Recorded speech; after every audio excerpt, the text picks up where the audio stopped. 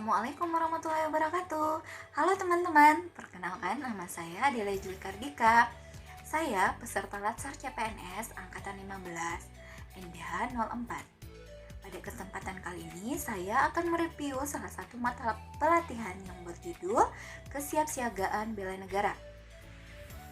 Kesiapsiagaan bela negara yang akan saya jelaskan di sini hanya dua, yaitu kesehatan mental dan kesehatan jasmani. Kesiapsiagaan bela negara erat kaitannya dengan kesehatan mental dan jasmani kita. Hal ini untuk mendukung pencapaian tujuan dari bela negara dalam mengisi dan mewujudkan cita-cita kemerdekaan. Yang pertama adalah kesehatan mental. Kesehatan mental di sini berkaitan dengan interaksi antara pikiran dan emosi manusia.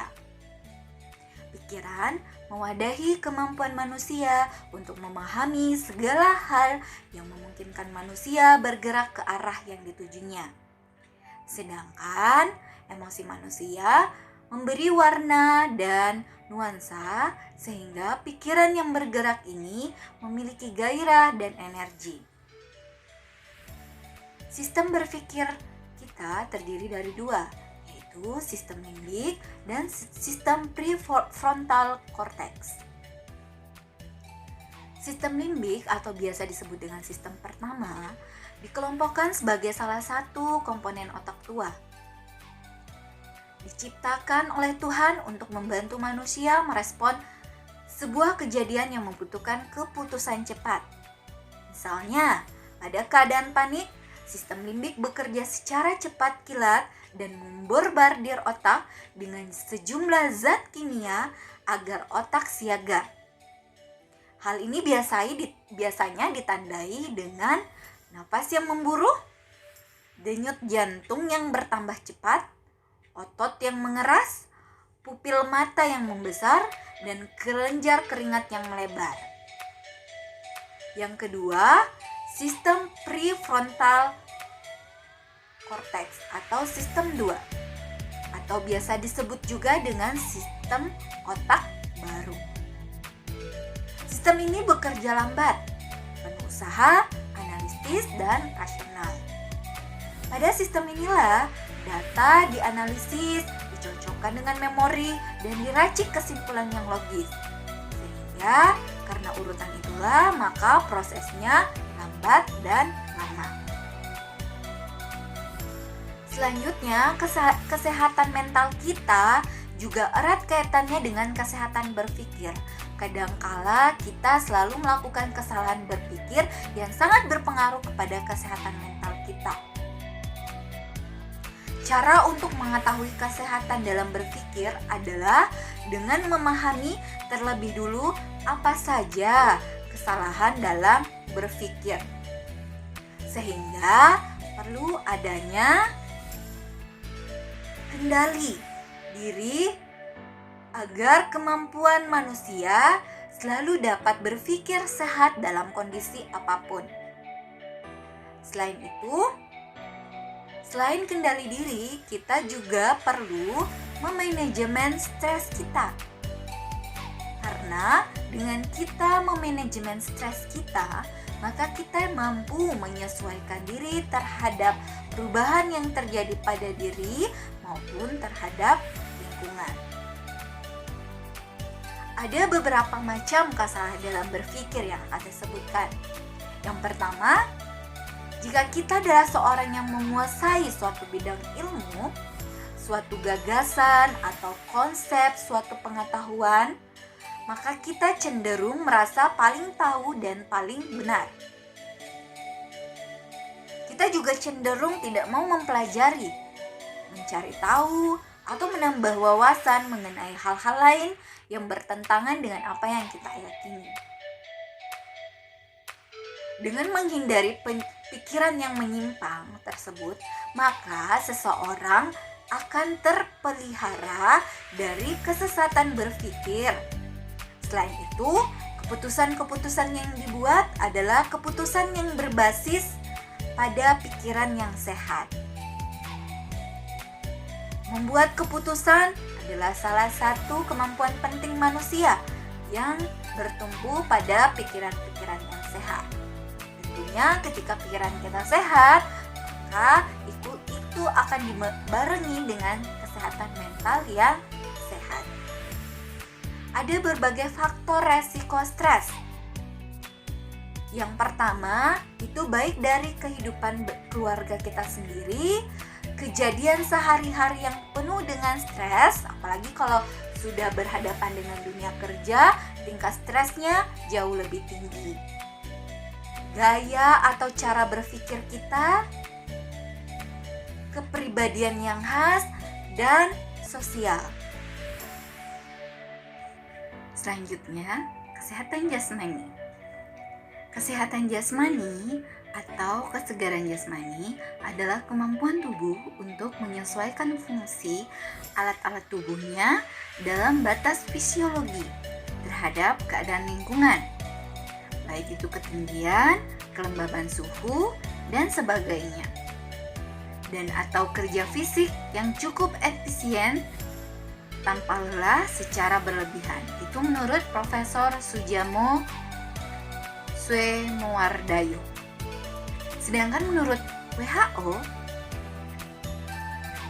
kesehatan jasmani adalah suatu keadaan sejahtera yang meliputi fisik, mental, dan sosial yang tidak hanya bebas dari penyakit atau kecacatan.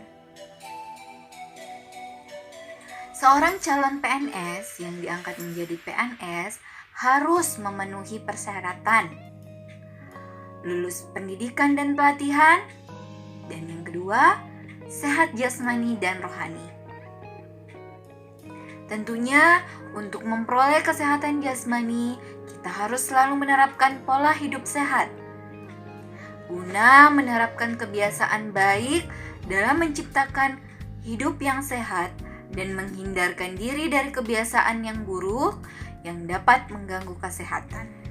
Selanjutnya, untuk mendukung kesehatan jasmani tentunya perlu diimbangi dengan gizi yang seimbang. Gizi seimbang adalah susunan pangan sehari-hari yang mengandung zat gizi dalam jenis dan jumlah yang sesuai dengan kebutuhan tubuh dengan memperhatikan prinsip keanekaragaman pangan, aktivitas fisik, perilaku hidup bersih, dan memantau berat badan secara teratur dalam rangka mempertahankan berat badan normal untuk mencegah masalah gizi. Di sini yang bisa kita lihat pada gambar, gizi seimbang itu tentunya harus disertai dengan makanan-makanan yang kaya akan zat gizi seperti karbohidrat. Karbohidrat adalah sumber energi bagi tubuh yang disimpan dalam bentuk glikogen, otot yang diperlukan untuk melakukan aktivitas fisik. Contohnya apa? Ada nasi, mie, sagu, gandum, ubi, dan singkong. Gizi seimbang lainnya itu berupa protein. Jadi ketika makan jangan lupa menambahkan protein seperti daging, ayam, telur, ikan, udang, kerang, susu, dan kacang-kacangan. Selanjutnya, jangan lupa menambahkan lemak.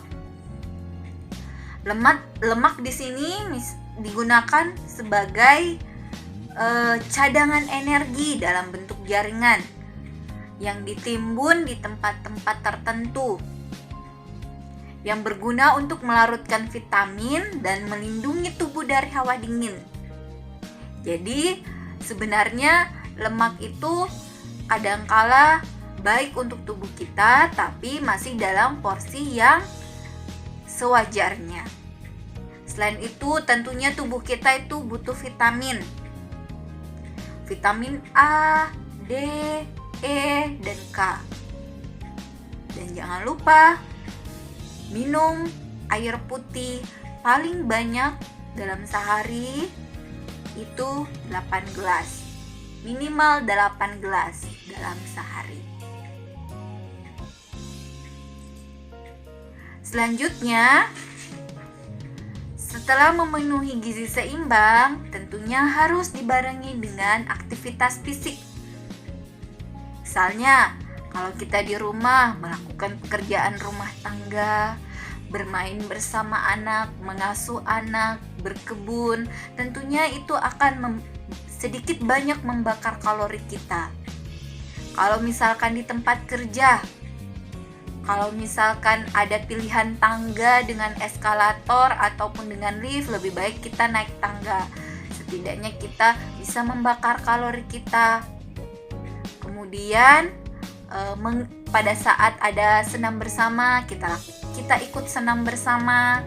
Kemudian pada saat di sela-sela jam kerja, ketika kita fokus di depan laptop, sebaiknya ada kalanya kita sesekali peregangan.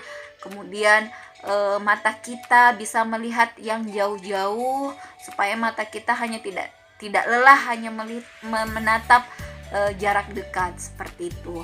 Kemudian yang selanjutnya, di tempat umum menggunakan tangga atau eskalator. Kemudian lebih banyak jalan dibandingkan duduk. Kemudian kita melakukan aktivitas fisik di taman kota, baik itu jogging, lari, atau pokoknya aktivitas di taman kota. Kemudian bermain di ruang terbuka. Sedangkan untuk di perjalanan, ketika kita ingin pergi ke suatu tempat, kemudian kita naik bus, baiknya kita turun di 1 atau 2 halte sebelumnya. Jadi kita berjalan kaki 1-2 halte sampai ke tujuan kita. Kemudian ketika kita parkir kendaraan, sebaiknya agak jauh dari tempat yang kita tuju. Pada perjalanan jauh, sebaiknya berhenti setelah 2 jam perjalanan, kemudian melakukan peregangan. Kemudian berjalan kaki atau bersepeda ke tempat kerja. Selanjutnya, saat ini Kementerian Kesehatan mendukung gerakan Germas. Germas adalah salah satu gerakan yang sistematis dan terencana yang dilakukan secara bersama-sama oleh seluruh komponen bangsa dengan kesadaran, kemauan, dan kemampuan berperilaku sehat untuk meningkatkan kualitas hidup sehat. Ada beberapa gerakan Germas. Yang pertama, peningkatan aktivitas fisik, peningkatan perilaku hidup sehat, penyediaan pangan sehat untuk percepatan perbaikan gizi, peningkatan pencegahan dan deteksi dari penyakit, peningkatan kualitas lingkungan, peningkatan hidup sehat. Nah, pada periode ini, Germas berfokus pada melakukan aktivitas fisik, konsumsi sayur dan buah, memeriksakan kesehatan secara berkala minimal 6 bulan sekali. Selain itu, Germas juga Kementerian Kesehatan juga punya program nih yang namanya Cerdik. C itu cek kesehatan secara rutin, sebaiknya 6 bulan sekali. E, enyahkan asap rokok. Jadi kurangi merokok atau tiadakan merokok. Karena sebenarnya rokok itu tidak baik untuk kesehatan kita. Rajin aktivitas fisik. Misalkan kita main badminton, main bola, main voli, pokoknya berjalan kaki, bersepeda, pokoknya aktivitas fisik. D, diet yang seimbang. Jadi, tubuh kita harus seimbang antara berat badan dan tinggi badannya. Kemudian, I, istirahat yang cukup. Badan butuh beristirahat. Jadi, kita jangan memaksa badan kita untuk terus bekerja. Karena sesungguhnya badan kita juga seperti alat, dia butuh istirahat. Kalau terlalu diporsir, nantinya bisa akan berdampak pada kesehatan kita. Dan yang terakhir, Kak, yang paling penting adalah kita mengelola stres kita, apalagi dalam kondisi seperti sekarang ini. Dalam tubuh yang kuat, terdapat jiwa yang sehat. Ketika kita sehat jasmani dan mental, kita siap membela negara. Terima kasih. Assalamualaikum warahmatullahi wabarakatuh.